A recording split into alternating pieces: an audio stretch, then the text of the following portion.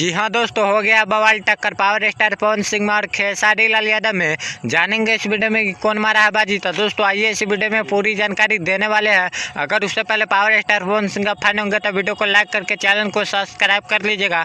तो दोस्तों बिना टाइम लेते हुए वीडियो को शुरू करते हैं। दोस्तों एक घंटा से हम कंपेयर करने वाले हैं। तो दोस्तों पहले बात कर लेते हैं खेसारी लाल यादव का, जो कि गाना का टाइटल है ए चुनमुनिया।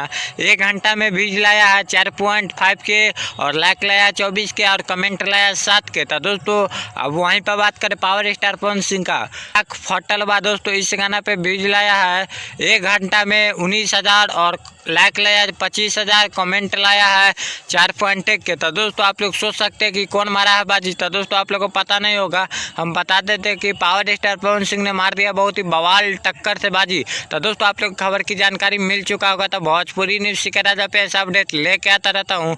नमस्कार, प्रणाम दोस्तों। ऐसे अपडेट पाने के लिए धन्यवाद। चैनल को कर लीजिएगा।